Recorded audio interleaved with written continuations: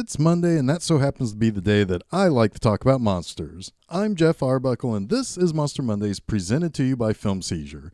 You can catch new episodes of Film Seizure with myself and Jason Oliver on Wednesdays, but Mondays are for me to talk about monster movies. All rise and salute to Her Royal Highness, Queen of the Monsters, Mothra. In 2019's Godzilla King of the Monsters, Mothra was finally elevated to her rightful title of Queen of the Kaiju. And it's for very good reason. Toho's gallery of kaiju are pretty recognizable worldwide and are pretty much considered the gold standard. Without a doubt, Godzilla will always be king, but Mothra, well, she's second only to the Big G in recognition when it comes to big monsters. What's interesting, though, is that Mothra, at least for her earliest appearances, she was always kind of gendered as a male character. It could be in the translation, but what seems more likely was that Toho knew the films were mostly being watched by little boys. So the thought of having a lead monster be a she maybe created some issues. Like maybe boys wouldn't be as interested, perhaps. Never mind that Mothra is often seen with an egg and with offspring, which would also truly indicate that she is a she. Hell, I mean, you could even conceivably ask lots of questions about Godzilla himself because he too had offspring. I ain't never seen no lady Godzilla, so how would that work? I'll let a scientist have a discussion with you about that, but I'm here to talk about the movie Mothra from 1961. Now, Mothra's origins differ slightly from the other kaiju. She first appeared in a serialized story in print, later turned into a novel. And this was called The Luminous Fairies and Mothra. Toho then commissioned the writers of the serial, Shinichiro Nakamura, Takahiko Fukunaga, and Yoshihata to write the outline of the plot of the film. So Mothra is also not a character who has a human inside her like Godzilla or many of the other kaiju from Toho or just from other giant monster movies of the time. She was a wire-operated mechanical puppet. Her larvae, though, were comprised of 6 stuntmen inside a wormy costume crawling in single file. That actually sounds pretty terrible, really. Mothra is always accompanied by her shobijin, which is a Japanese term for little beauties. They are twin fairies who typically speak for Mothra and warn of trespasses humans make that might just rile Mothra up and make her pretty angry. There is a particular balance, a zen if you will, that Mothra and her fairies tend to represent. Mothra is less aggressive unless absolutely provoked to act. In many ways, she represents something more in tune with nature and protection of the earth, while the other creatures tend to be thought of as either protectors, predators, or simple prehistoric creatures that were reawakened, or maybe even alien creatures. Mothra tends to act like a true neutral personality type and has even been seen brokering peace between Godzilla and that guy Big G once told me was a dirty motherfucker, that son of a bitch Rodan. That moment was in the film Ghidra, the Three-Headed Monster, and if you want to hear more about that, you should be able to find that episode of Monster Mondays in the catalog. Now, the movie opens with a large typhoon that has blown a ship into an irradiated area that's surrounding an island used for nuclear testing in the past. The ship hits a reef and is run aground. 4 survivors are picked up and studied by scientists back in Japan. They should be teeming with radiation, but they seem to be pretty healthy, actually really healthy. They claim the natives of this island had them drink a particular juice. However, the island was supposed to be uninhabited, and if there were natives there, then they blew up nuclear weapons on an island that there were actually people hanging out on and living on. Oops.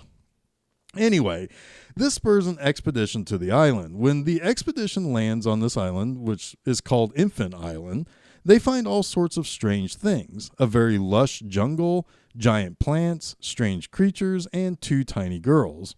When the fairies are grabbed by the capitalist Clark Nelson, who is leading the expedition, the natives surround them and threaten violence until the girls are freed. When the team returns, a linguist discovers something about Mothra and some text. Meanwhile, Nelson returns with some goons and kidnaps the fairies, even going so far as to shoot and kill several of the natives in order to escape. One of the natives, as he's wounded and crawling back to the main, altar there on Infant Island, calls for Mothra to rise from her sleep. Now, back in Japan, like any good evil businessman, Nelson exploits the fairies for sold-out performances and bags of cash.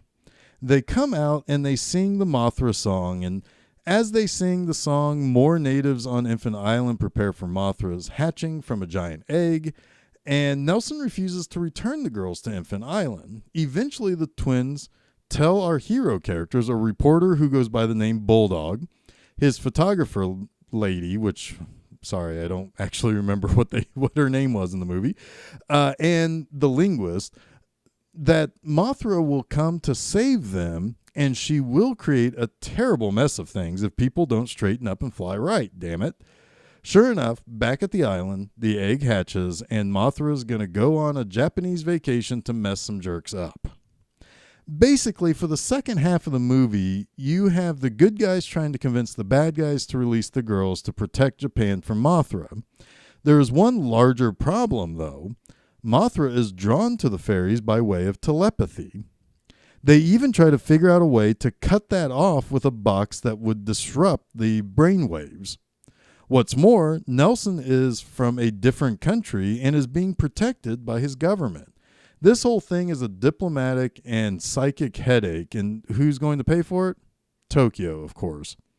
When Mothra finally made landfall, she messed up a bunch of stuff and approached Tokyo's main radio tower, where the army kept trying to blow her up.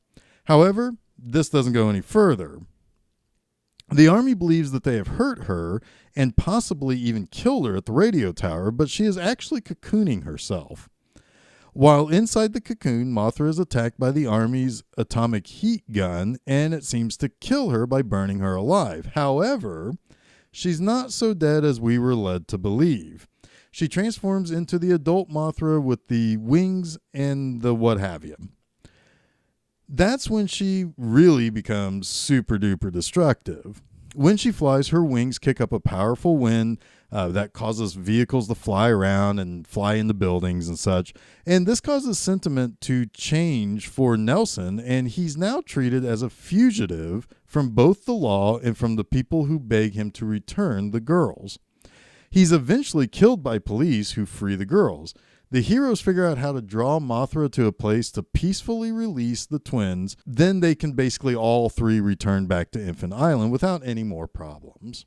Now let's talk about my three things that I like about 1961's Mothra. First, there is some real top-notch miniature work on the movie. When Mothra made landfall, she crawls through Tokyo using buildings to go, and causing buildings to go up in flames and stuff, knocking stuff over, squishing things, you name it. What's more, though, is when she is cocooning herself, we get lots of shots of emergency vehicles racing to the scene to help people put out fires, etc. It's all miniatures. Most of the army that has been mobilized to go after Mothra is done in miniature as well and blown up and projected for people to stand in front of. It's good work.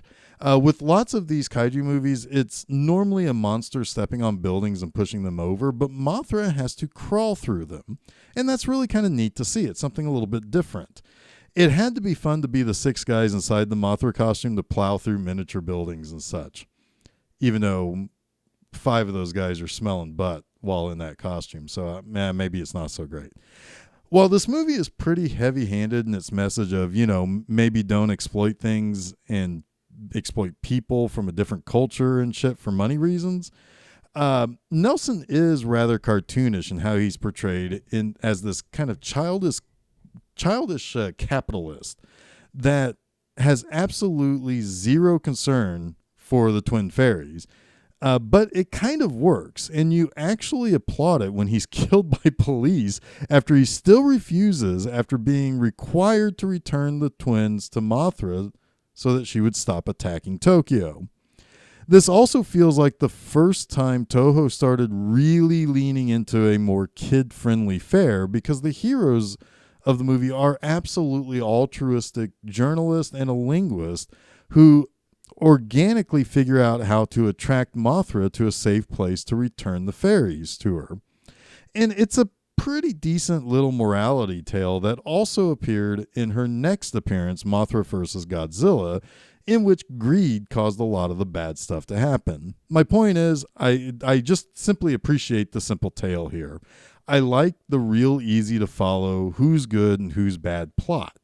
I don't need my humans to be complicated in a giant monster movie. Finally, while everyone is scared of Mothra and certainly not a fan of her knocking stuff over or blowing stuff up by flapping her wings and stuff, she's not treated as a villain like most of these creatures are in their first appearance. The villain is absolutely from the start Nelson and his greed and disregard for the people of Infant Island. Mothra is just doing what Mothra does. She is protecting her people and her twin fairies. After 2 Godzilla movies and a Rodan movie, we now have a kaiju in a movie in which it is not directly trying to harm people necessarily for its own reasons. Mothra is only a protector and is riled up by you messing with her and her stuff. The movie ends happily with no one to really believe that Mothra will attack again or certainly not attack again unprovoked. She returns to Infant Island and people can come there if they want and hang out and study it and stuff. Just don't kidnap people. It really ties back to that message I just talked about. Just be respectful, and the giant flying bug with the destructive wing flaps won't come after you and everything you hold dear. So, maybe don't be a jerk and stuff. Well, that wraps up this week's Monster Mondays. Until next week, see you later, and don't forget to check out new episodes of Film Seizure every Wednesday and a new installment of Monster Mondays each Monday on filmseizure.com, as well as places where fine podcasts are found like SoundCloud, Apple Podcasts, Google Podcasts, Stitcher, TuneIn, and Spotify. You can also check out new posts at my website, bmovieenema.com, each and every Friday.